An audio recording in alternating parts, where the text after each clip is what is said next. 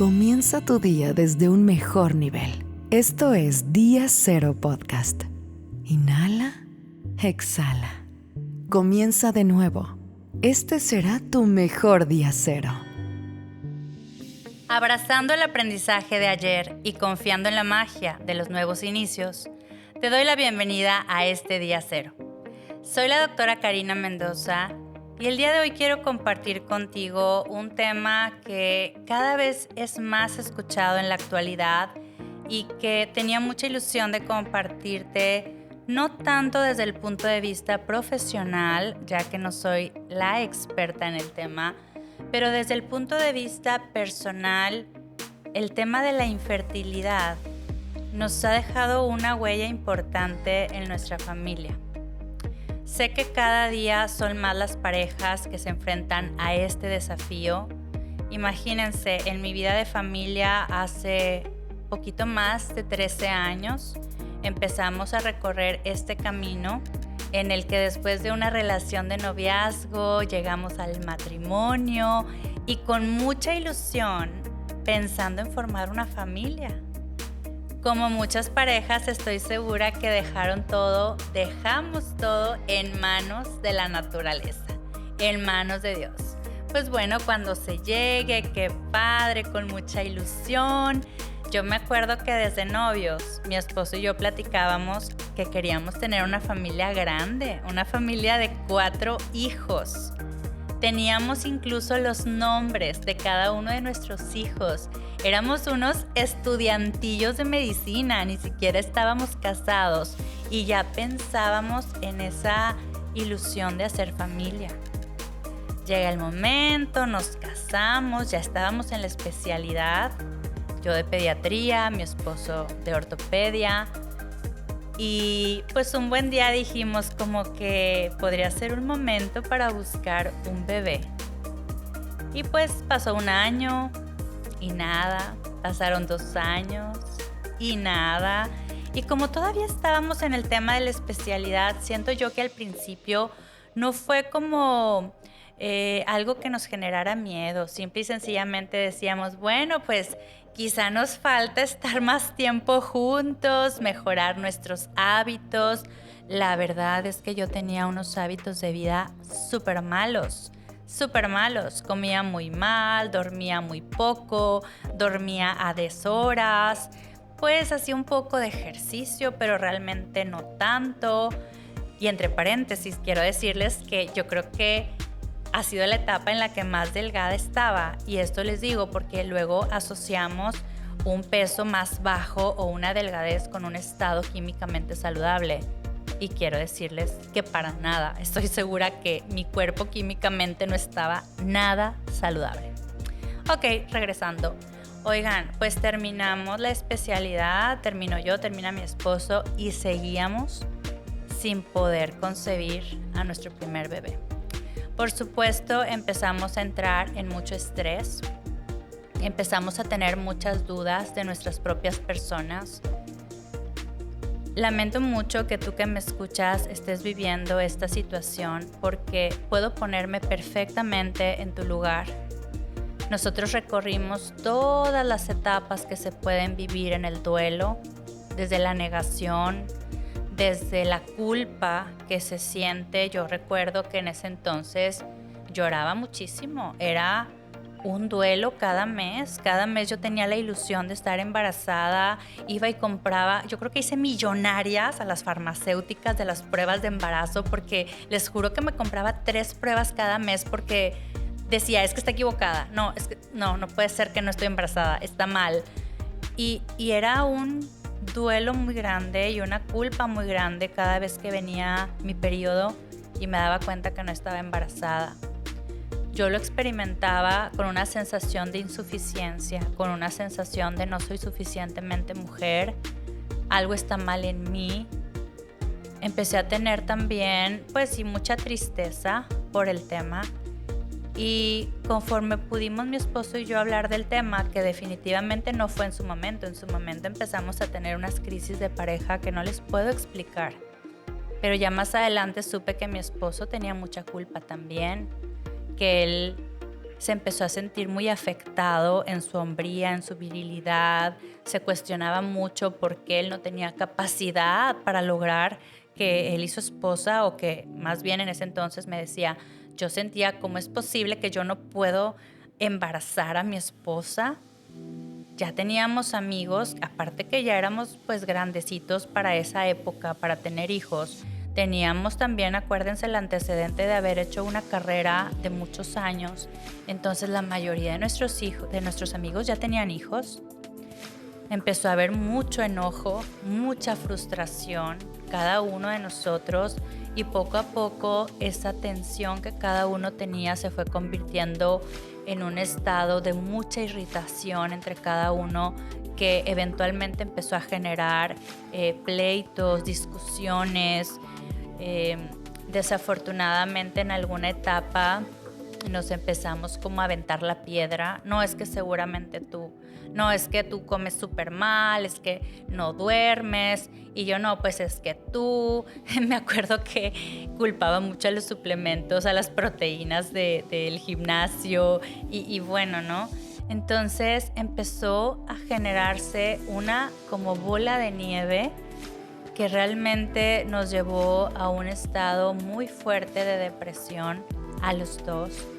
Y no lo digo por decir, realmente eventualmente fuimos ambos diagnosticados, tuvimos que trabajar muy fuerte en psicoterapia, y en general fue una etapa que recuerdo con mucha tristeza en un principio, hasta que un poder superior y también nuestra voluntad y el amor que nos tenemos y que en ese entonces nos teníamos, y que se estaba viendo opacado por esta crisis de pareja que enfrentamos, pues nos pudo ayudar a ver mucho más allá del problema que estábamos viviendo.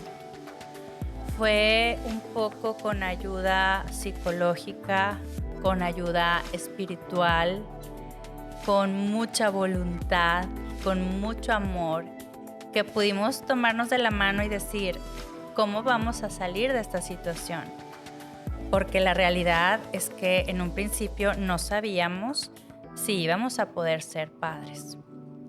Entonces, como médicos que somos, pues definitivamente tomamos la decisión de buscar ayuda médica. Empezamos a buscar recomendaciones de médicos especialistas en fertilidad, cosa que nos tomó tiempo, porque cuando tú vives un duelo de esa magnitud, les digo, hay muchas etapas que se transitan antes de la aceptación, antes de decir, tenemos infertilidad.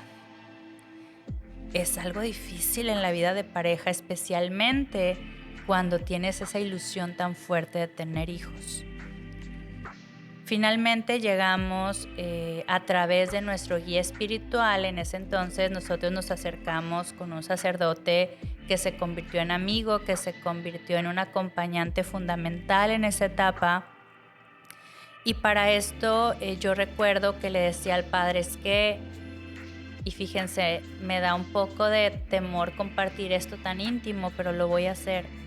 Yo le decía, padre, es que no quiero ir con un médico de fertilidad, porque yo sé que la iglesia no está de acuerdo con muchos de los tratamientos de fertilidad que actualmente se llevan a cabo. Finalmente, pues yo era médico y yo sabía que había opciones. Yo sabía que había la opción de la inseminación artificial, sabía que existía la opción de la fertilización in vitro, y sin embargo, en ese entonces tenía demasiado prejuicio moral y religioso respecto a todos los aspectos éticos que envuelven este tipo de procedimientos para apoyar la fertilidad humana. Y recuerdo que ese sacerdote amigo, con mucha empatía, con mucha conciencia y con mucho amor, me dijo, si Dios te puso en este camino de la ciencia, es para que la puedas usar con prudencia y con equilibrio. Solo eso me dijo en ese entonces, y me recomendó asistir con un médico especialista en fertilidad. Llegamos con él, nos evaluó Para esto debo decirles que ya había estado yendo con otros ginecólogos que no eran especialistas y pues ya saben, cada quien tiene sus opiniones médicas. Ya me habían hecho estudios que no les puedo imaginar porque realmente no creo que el tema de la infertilidad necesariamente se convierta en un ensañamiento terapéutico, pero realmente son tantas las evaluaciones médicas que se le realizan a la mujer, especialmente algunas otras al hombre, que llegan a formar también un estrés muy fuerte en la vida de estas personas que estamos transitando la infertilidad. Finalmente llego con este médico ya con algunos estudios y me propone hacer una inseminación artificial. Si tú que me escuchas no sabes qué es una inseminación artificial, te platico aquí brevemente. Yo no soy la experta, pero te platico mi experiencia.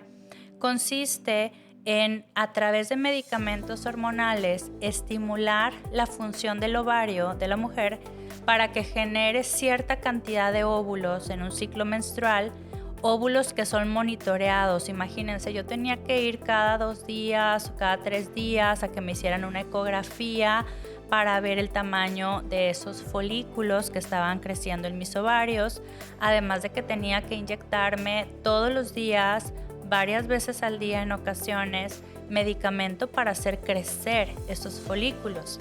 No les puedo explicar el dolor y la inflamación abdominal que se tiene cuando pasas por una estimulación ovárica. Posiblemente tú que has pasado por ahí sabes a qué me refiero.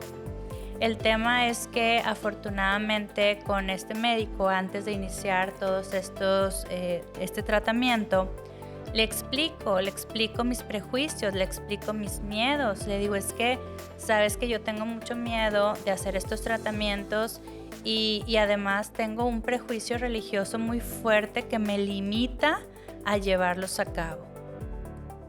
¿Cuál era mi prejuicio? Yo tenía como, aparte de la ilusión muy grande de ser mamá, yo tenía como mucho en mi mente y en mi corazón que el único poder creador del universo y de la vida pues es Dios, y que de cierta manera la verdad es que ni siquiera sé dónde, cuándo, cómo se insertó esa creencia tan arraigada en mí. Pensaba que la intervención humana, la intervención científica pues iba en contra de esos deberes de Dios, ¿no? Y de las leyes naturales. Entonces el doctor antes de recomendarme hacer la inseminación o no, pues me dio oportunidad de pensar, obviamente me propuso hacer una estimulación ovárica muy cuidada. Me dijo, mira, aquí vamos midiendo el riesgo, porque yo le decía, es que se me hace bastante antiético que vayamos a estimular el ovario y que de pronto tenga 3, 4, 5 folículos y vaya a gestar a 5 o 6 bebés que sé que van a tener, imagínense, pediatra, que sé que van a tener muchas complicaciones, que pueden nacer prematuros, que pueden tener muchas dificultades por el resto de su vida. Total, en ese inter que me dice el doctor, pues lo podemos hacer lo más cuidado posible. Si vemos que hay la estimulación de más de 3, 4 folículos, detenemos ese ciclo y no hacemos la inseminación. Para entonces, yo ya había pedido información en el Instituto Juan Pablo II para hacer mi maestría en Ciencias de la Familia. Yo desde hace tiempo me había quedado como con ganas de crecer a nivel profesional y la maestría en consultoría familiar me parecía una herramienta de bastante crecimiento personal, pero aparte que yo podía compartir con mis familias en la consulta pediátrica. Coincide que yo estaba justo en esta evaluación de fertilidad y llego con la directora de ese entonces del instituto.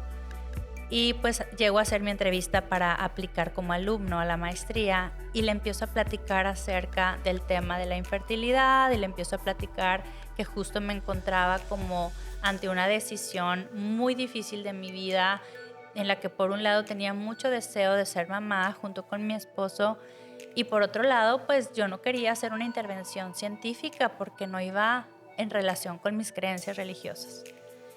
Y llegar ahí me abrió el panorama, no tienen idea cuánto, aparte de confirmar esto que el sacerdote amigo me había dicho en algún momento, busca el equilibrio entre la ciencia y la verdad divina. Recuerdo que ella me dijo, ¿por qué no le dices a tu ginecólogo que hagan una inseminación humanizada?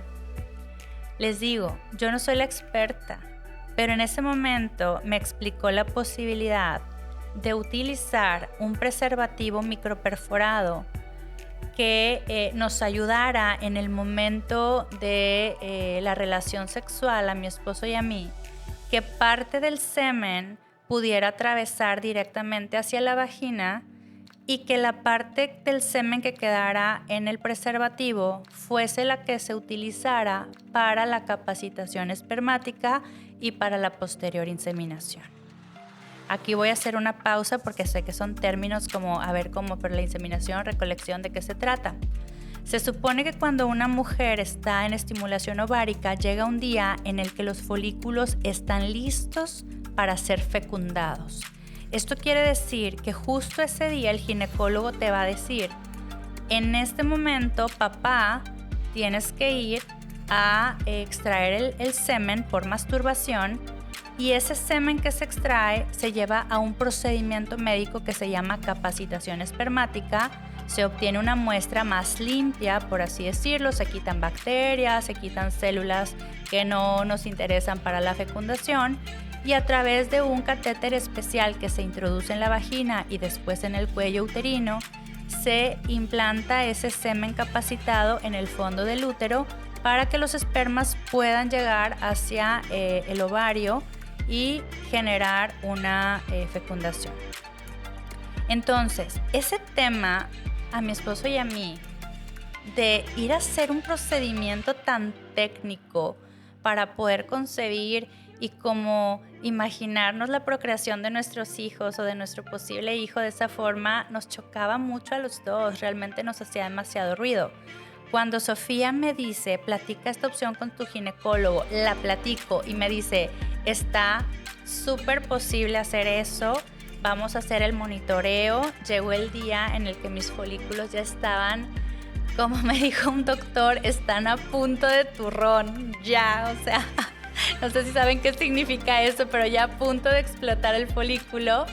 Nos dijo, váyanse a casa, disfruten su noche, disfruten su mañana, traten de estar relajados, porque sé que esos momentos son bien fuertes para las parejas en proceso de infertilidad. Oigan, estuvo tan padre, les platico esto porque sé que mi esposo está de acuerdo en que lo comparta. Estuvimos juntos, preparamos una velada súper linda, por supuesto utilizamos esos preservativos microperforados. Como adolescentes primerizos se nos rompió el preservativo y bueno, de cualquier forma una parte del semen se pudo recolectar y fue la que mi esposo esa mañana llevó a la capacitación. Yo me quedé muy tranquila en casa, recostada, y al final, bueno, fuimos más tarde ese día a hacer la inseminación al consultorio del doctor. Y saben que dentro de mi corazón y de mi conciencia, igual de mi esposo, siempre hemos pensado que la llegada de mi amada hija Carolina tuvo que ver mucho más con todo ese momento íntimo que los dos pudimos vivir y no tanto con el tecnicismo que hay detrás de una fertilización. Posiblemente los expertos dirán, ay Karina, por favor, fue la inseminación, pero no tienen idea el agradecimiento que yo tengo con mi médico, con esta persona, con Sofía, la directora del instituto, que en ese momento me dio una alternativa que, como el sacerdote amigo en algún momento me dijo, me permitió hacer un equilibrio entre mis creencias y entre las posibilidades científicas que existían en ese momento. Esa es la llegada de mi primera hija. Al final tuvimos esta gran noticia. Y después de ello dijimos, bueno, pues ya tenemos una hija. Fue un embarazo fabuloso, como no les puedo explicar, maravilloso. Ya luego les contaré, tuve un parto también divino y todo. Y dijimos, claro, pues ya, si ya tenemos el primero, el segundo viene, pero pues facilito, ¿no? Oigan, pasaron 6 meses. Porque aparte de la idea nosotros de que no importa si nos embarazamos cuando mi hija tenga 4 meses de nacida, ¿no? Pues pasó 1, 2, 3, 6 años en que logramos tener a nuestro segundo hijo nuevamente a través de una inseminación artificial, acompañados por un médico diferente al de ese entonces, ya por cuestiones más de tráfico, de distancias en la ciudad, por un médico también especialista en fertilidad maravilloso, que de la misma manera que como fue con nuestra hija, nos permitió hacer esta forma más humana de transitar el proceso de una inseminación. El día de hoy sé que hay muchas personas que van a escuchar este episodio que están transitando por infertilidad, que quiero compartirte esta historia, pero sobre todo quiero dejar allá del otro lado de las cámaras la intención de ser acompañados en este proceso.